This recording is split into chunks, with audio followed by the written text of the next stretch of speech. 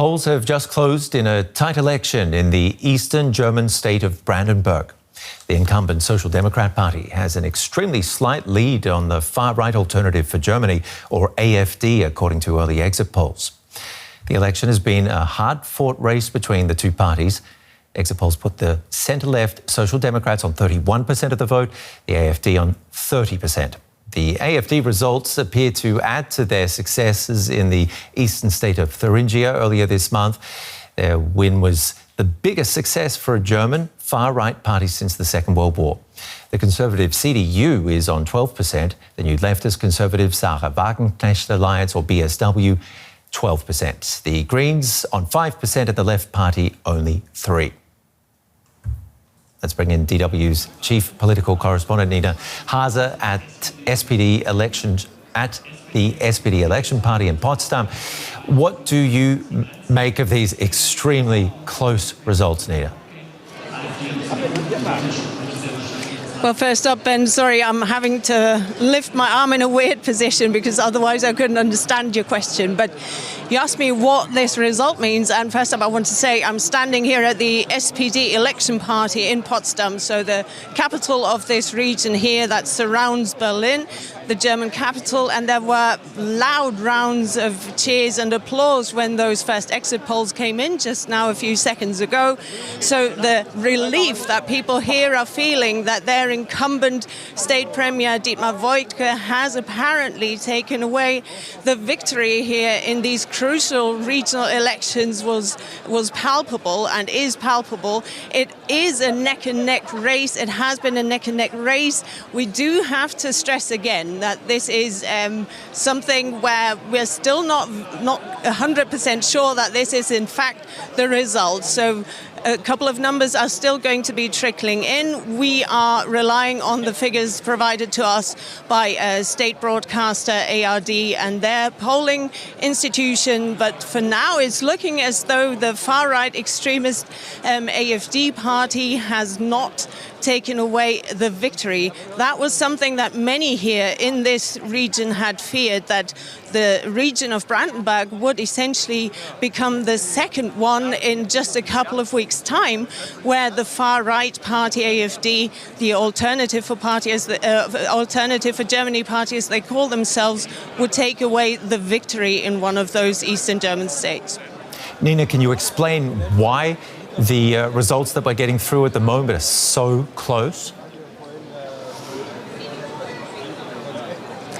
Well, people have analysed what drove voters to those ballot boxes and what those most important issues for people were. And there's big consensus that this time around the election campaign was dominated by fear of the future, by fear of too much immigration, uncontrolled immigration on the one side. So this was the AfD voters that said that Germany has been taking in too many refugees, that they linked refugees and immigration with crime, with rising crime, as they said, in Germany, which is, of course, something that cannot be linked in that way, we have to stress. And on the other side, there was a fear of right-wing extremists being on the rise here in this country. Now, that, of course, is something, especially here in Germany, with its Nazi past, where many people are saying we need to stop things from happening, where we saw similar developments before the Hitler regime rose to power, and we have to fight these elements who are trying to essentially roll back democracy. And we heard a representative of the SPD earlier here calling the AfD the Nazi pack, essentially, and that they cannot be running the narrative here in this country anymore. So a lot of fear and deep divisions in this country tonight. And despite those calls, if you take a look at the results, a third of Germans in Brandenburg still voted for the AfD. Yes, and 70% didn't. So this is something where you have to look very, very closely. There is a tendency in Germany that people do accept the fact that some people will always vote far right. Now, this is, of course, something that cannot be denied, it cannot be neglected, but you do have to stress that all the democratic, the more established parties, they called on their voters to come to the ballot boxes to prevent the AfD from taking away even more votes. And this, apparently, as we're talking now, seems to have worked. Voter turnout looks to be much, much higher than it was 5 years ago. So that means, yes, the AfD can mobilize people, especially young voters, but the other democratic parties have also said to their followers, come on, let's raise our voices against this tendency. So basically, are you saying this has been a wake-up call, and a successful wake-up call to the more conservative parties who were running against the AfD? Many people having told me they wanted to really signal to the government that the job they've been doing hasn't been good enough. Yes, and that is something where we're going to have to talk about the implications for the government of Olaf Scholz, who's also from the SPD, so the same party where I'm at, the election party here tonight. He runs the three-way coalition government, and dissatisfaction with his work and with the work of his cabinet is at such a low point that there are a lot of calls for by people who are saying, is Olaf Scholz even the right candidate to lead the SPD into the federal election campaign? Because, of course, all of Germany are going to the polls next year in the federal elections, and that would have implications on Germany's foreign policy, all of these issues that are crucial also for our neighboring countries, for the world, essentially. So if the SPD take away the victory here tonight, this is something where you can say, OK, Olaf Scholz got lucky one more time. If they don't manage it, and if they come second here, the incumbent state premier has already said that he wouldn't be willing to be the state premier of Brandenburg anymore. And that would, of course, further damage Olaf Scholz's reputation and his credibility as German chancellor, and pressure would grow even stronger on him to make space and essentially let the SPD go into the next federal election with a different candidate. Some good topics there to stew on. A case of luck, or whether or not centrist politicians are listening. Nina Hase there, our chief political correspondent at SPD election party in Potsdam. And let's pick up on one of the points she was making there on the upcoming federal elections and talk about the national implications with our chief political editor, Michaela Köffner. She's accompanying German Chancellor Olaf Scholz in New York ahead of next week's United Nations General Assembly. Michaela, Olaf Scholz's SPD party is seeing a very tight race with the far-right AfD party in Brandenburg. Why do you think Scholz chose to be absent at this crucial moment? Well, that's of course something we've been asking him, and he made the point that of course he has a job to do. He's here, he was speaking at the Summit for the Future, and he helped launch a compact for the future, which Antonio Guterres called the UN Secretary General turbocharging the UN development goals. So he has no interest, though, in talking about the exact details, because that criticism that could come through the ballot box there in the state of Brandenburg is very close to home in a very literal sense. That's where he lives, that's where his constituency is, and that's where the Social Democrat Party candidate did not want Olaf Scholz's support in these elections, because he feared that could hinder rather than help. So he will take whatever comes out as very personal criticism, but also as personal praise if the SPD manages to win in the end. And I guess we will have to wait for the final results there. That contest, that direct battle with the far-right AfD party. Yeah, it's been interesting that the local SPD politicians have mostly shunned campaigning with Scholz in Brandenburg. I'm sure that says a lot. But tell me, this is it's still a neck-and-neck race.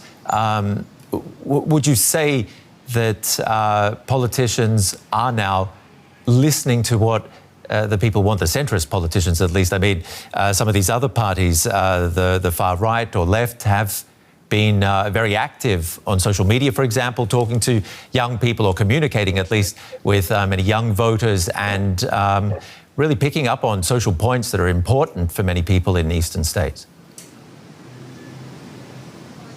Look, undeniably, the far-right AfD party has already upped its impact on the political debate here in Germany. We saw that in the previous regional elections in 2 states, and there are 16 federal states in Germany. So these are not particularly large states either. It's 2 million people out of more than 83 million going to the polls here in these particular regional elections.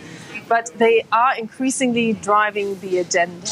And there is a contest between Olaf Scholz, whose coalition party with the Greens and the pro-business Free Democrats has hit record low approval ratings. I mean, Allensbach Institute, very well-known pollster in Germany, rated their popularity at 3%. It sounds like a figure one has made up, 3 percentage points.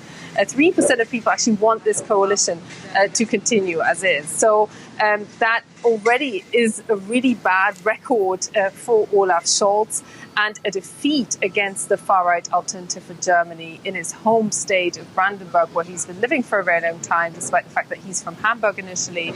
That could and probably would significantly impact his chances of running again as Chancellor in general elections next year. And that's something he has declared that he wants to do.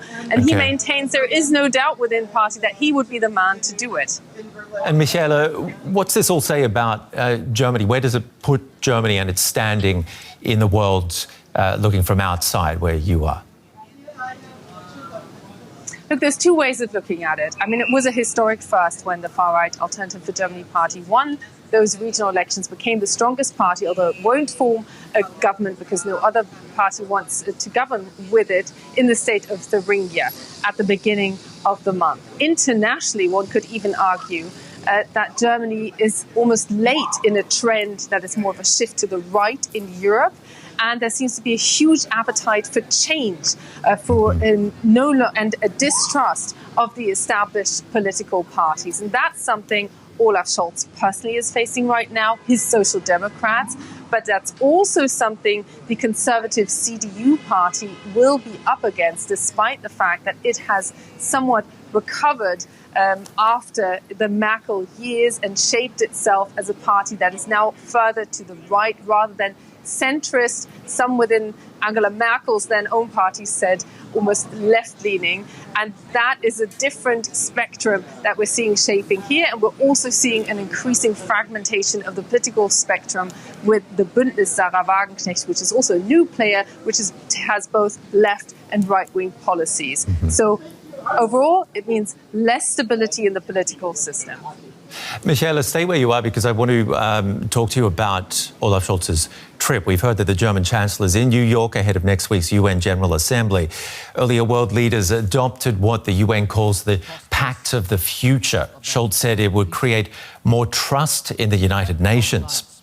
The pact tackles challenges such as war or climate change. It also calls for an adjustment of the international financial system in favour of the global south. And it aims to lay the grounds for a global regulation of artificial intelligence. In his speech, Scholz said he hoped the pact would help institutions regain support. The pact shows our determination to restore trust in our common institutions. It shows that all the talk of division, polarization and uncertainty will not be the end of the story of the United Nations.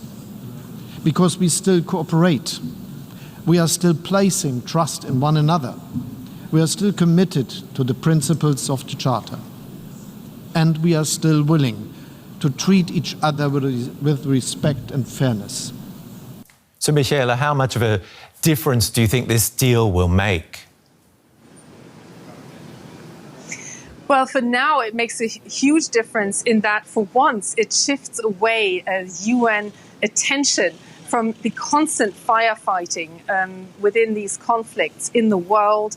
Look at Sudan, particularly Ukraine, but also the Middle East. And it was very important. That's why Germany also took a co-lead with Namibia there, that particularly the German government, wanted to prove that this institution that was founded after the Second World War can actually work, that it can work towards solving problems of the future, including climate change, sustainable growth, and have more of the global south sitting at the table. And arguably, that has worked to a certain degree because Russia wanted to stop what was basically an agreed process today, wanted to stop the adoption of this new agenda for the future, and it failed. And significantly, the African Union countries did not get tempted by Russia and did not get bullied by Russia to slow down this process. So it was a slight, it was 1 point scored today for multilateralism, something Russia is clearly determined on continuing to undermine from within. Our Chief Political Editor, Michaela Kufner in New York. Thank you.